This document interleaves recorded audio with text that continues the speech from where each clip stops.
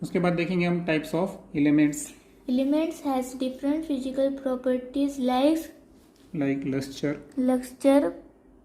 planaleness, paleness, malleability, brittleness। अब elements के अंदर देखेंगे हम तो बहुत सारे फिजिकल प्रॉपर्टीज रहते हैं। अब प्रॉपर्टीज दो किस्म के रहते हैं, एक रहते फिजिकल, दूसरे रहते केमिकल। फिजिकल यानी भौतिक, केमिकल यानी रासायनिक। अब जो भौतिक गुणधर्म है फिजिकल प्रॉपर्टीज, जैसे कि लस्टर हुआ, उसे हम पेलनेस बोलते हैं, यानी चकाकी कितनी है। मैलेबिलिटी, ब्रिटलनेस यानी उसमें ठिसूलपना वगैरह, उस आगे देखेंगे हम। तो ये उसके कुछ प्रॉपर्टीज है। तो एलिमेंट्स का हम सबसे पहले क्लासिफिकेशन देखेंगे। तो एलिमेंट्स के 3 क्लासिफिकेशन है। Metal, non metals, metalloids. अब एलिमेंट्स का क्लासिफिकेशन 3 क्राइटेरिया में किया जाता है। पहला वाला है मेटल्स, जिसे हम धातु कहते हैं। नॉन मेटल्स अधातु, और मेटलॉइड्स यानी इसे हम सेमी मेटल कहते हैं, यानी मराठी में उसे धातु सदृश बोलते हैं। यानी उसमें कुछ गुणधर्म मेटल के रहते हैं, कुछ नॉन मेटल के रहते हैं, इसलिए हम सेमी मेटल या उसे मेटलॉइड कह सकते हैं। उसके बाद types of compound. Organic compound of carbon compounds. अब कंपाउंड के हम टाइप देख रहे हैं। उसमें पहला टाइप देखेंगे हम ऑर्गेनिक कंपाउंड्स। ऑर्गेनिक कंपाउंड को दूसरा नाम क्या है? Carbon compounds. When these compounds are strongly heated in air combined with oxygen to form some gaseous substance। अब ऑर्गेनिक कंपाउंड जो है ना, इसको हम स्ट्रांगली अगर हीट करते एयर के अंदर, यानी हवा है और अब हर आजू बाजू एयर प्रेजेंट है, और एयर में अगर हम उसको स्ट्रांगली हीट यानी बहुत ज़्यादा अगर हम उसमें उष्णता देते हैं किसको? ऑर्गेनिक कंपाउंड्स यानी कार्बन कंपाउंड्स को, तो उसकी रिएक्शन या उसका कॉम्बिनेशन एयर में कौन किसके साथ होगा? ऑक्सीजन। क्योंकि हमने देखे कॉम्बिनेशन के लिए सपोर्ट कौन करता है? ऑक्सीजन। जब भी कोई चीज़ बर्न होती है उसके रिएक्शन किसके साथ होती है? ऑक्सीजन। और ऑक्सीजन के साथ अगर ऑर्गेनिक कंपाउंड कंबाइन होते हैं स्ट्रांगली हीट करने के बाद, तो उसमें जो प्रोडक्ट तैयार होते हैं वो कौन से रहते हैं? गैसियस सब्सटेंस, यानी उनकी फिजिकल स्टेट क्या रहती है? Gaseous. In case their combustion is not complete, black colored carbon remain behind as residue।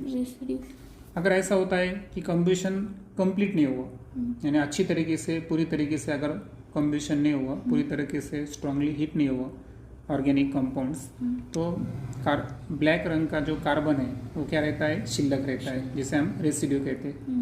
यानी ऑर्गेनिक कंपाउंड का अगर अपूर्ण ज्वलन होता है, इनकम्प्लीट कम्ब्यूशन होता है, तो इनकम्प्लीट कम्ब्यूशन होने के बाद क्या तैयार होता? कार्बन। और कार्बन कौन से रंग का रहता? ब्लैक कलर का होता है। On heating strongly, these compounds give residue. और ऑर्गेनिक कंपाउंड्स को अगर हम स्ट्रांगली हीट करते हैं तो ये कंपाउंड्स क्या देते हैं? रेसिड्यूज देते हैं, जैसे कि carbohydrates, protein, hydrocarbons, for example petrol, cooking gas are made of organic compounds. अब जो कार्बोहाइड्रेट्स है, प्रोटीन्स है, या हाइड्रोकार्बन्स है, हाइड्रोकार्बन्स यानी उसे एग्जांपल दिए यहाँ पर पेट्रोल, और जो हम एलपीजी गैस वापरते कुकिंग गैस है ना, लिक्विड पेट्रोलियम गैस, तो ये सभी जो है ये किससे बने हुए हैं? ऑर्गेनिक कंपाउंड से। कौन कौन? कार्बोहाइड्रेट्स, प्रोटीन, हाइड्रोकार्बन, ये सभी ऑर्गेनिक कंपाउंड जो है उससे बने हुए हैं।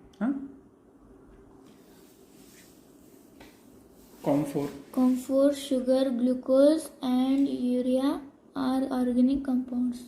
अब ऑर्गेनिक कंपाउंड के एग्जांपल यहाँ दिए हैं, जैसे कि कैम्फोर, कापूर बोलते मराठी में उसे, शुगर आपको पता है, ग्लूकोज और यूरिया।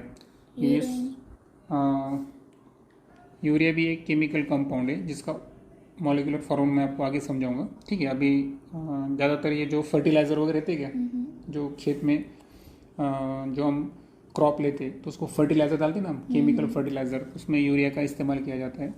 तो कॉम्फर, शुगर, ग्लूकोज और यूरिया ये सभी क्या है? ऑर्गेनिक कंपाउंड से, बराबर। तो ये हमने पहला टाइप देखे। आ रहे हैं समझ में आपके कि कंपाउंड के 2 टाइप थे। पहला टाइप हमने कौन सा देखे? ऑर्गेनिक कंपाउंड, जिसे क्या कहा जाता? कार्बन कंपाउंड्स भी कहा जाता। अब उसका हम दूसरा टाइप देखेंगे जिसका नाम है inorganic compounds. Compounds that decompose on strong heating to leave a residue behind are inorganic compounds. अब जो कंपाउंड्स अगर हम स्ट्रांगली हीट करते हैं तो उसके बाद क्या होते हैं, वो डिकम्पोज यानी उनका विघटन होता है। और उसके बाद वो क्या शिल्लक रखते हैं, रेसिड्यू अगर शिल्लक रखते हैं, है ना, तो उस कंपाउंड्स को क्या कहा जाएगा, इनऑर्गेनिक कंपाउंड्स। फर्क आ रहा है समझ में आपके? देखो, ऑर्गेनिक कंपाउंड्स को जब हमने स्ट्रांगली हीट किए थे तो किसके साथ बर्न हुए, वो ऑक्सीजन के साथ बर्न हुए और गैसियस सब्सटेंस तैयार किए, इसलिए हमने उसको ऑर्गेनिक कंपाउंड या कार्बन कंपाउंड्स कहा। लेकिन वहीं दूसरा टाइप देख रहे हैं हम, इनऑर्गेनिक कंपाउंड्स। इसको अगर हम स्ट्रांगली हीट करते हैं तो उनका क्या होता है, डिकम्पोजिशन। और डिकम्पोज होने की वजह से वो रेसिड्यू तैयार करते हैं, है ना, और इसीलिए उन्हें क्या कहा जाता है, inorganic compounds.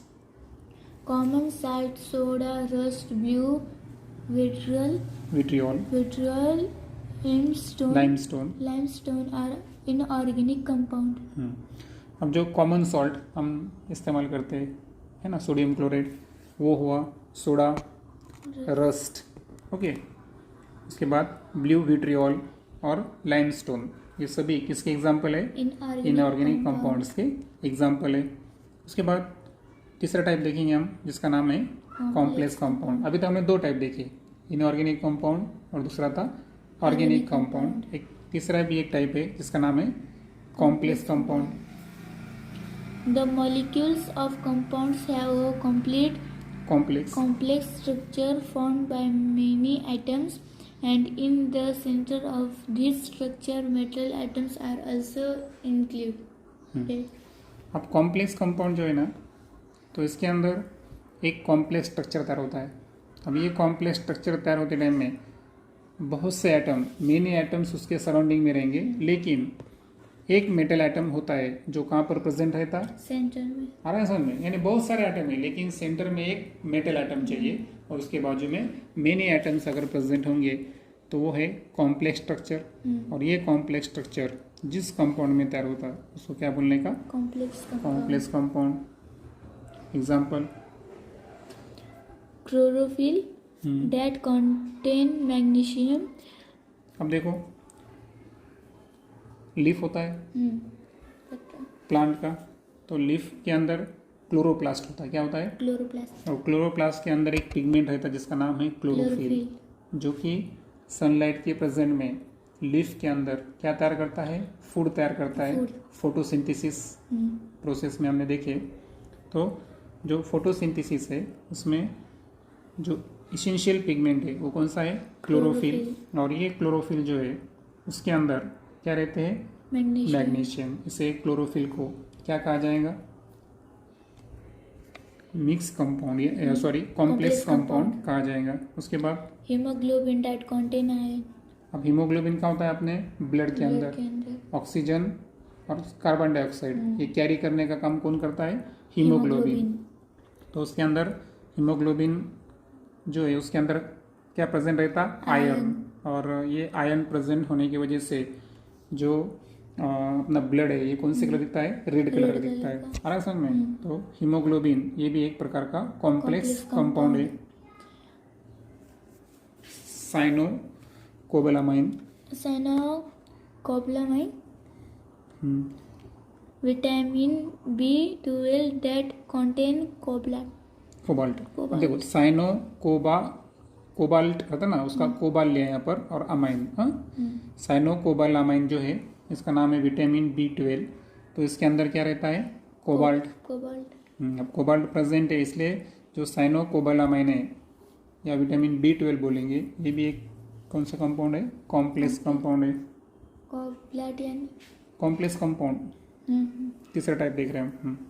Various atoms in the molecules of compounds are joined by chemical bonds। और जो हमने कॉम्प्लेक्स कंपाउंड देखे, इसमें बहुत से एटम्स एक मॉलिक्यूल्स के अंदर प्रेजेंट है, बराबर। तो मॉलिक्यूल्स के अंदर जो बहुत सारे एटम्स प्रेजेंट है तो एक दूसरे को ज्वाइन है, किसकी वजह से, केमिकल, यानी केमिकल बॉन्ड्स जो है यही क्या करते हैं, एटम्स को एक दूसरे से कनेक्ट करते हैं। तो इस किस्म से हमने कितने टाइप्स देखे, 3 टाइप्स। ओके, हमने जो पहला टाइप देखा था वो था ऑर्गेनिक कंपाउंड, या उसे हम क्या कह सकते हैं, कार्बन कंपाउंड। दूसरा जो टाइप देखा हमने इनऑर्गेनिक कंपाउंड, और तीसरा देखिए हमने कॉम्प्लेक्स कंपाउंड। नेक्स्ट वीडियो में हम टाइप ऑफ मिक्सचर देखेंगे।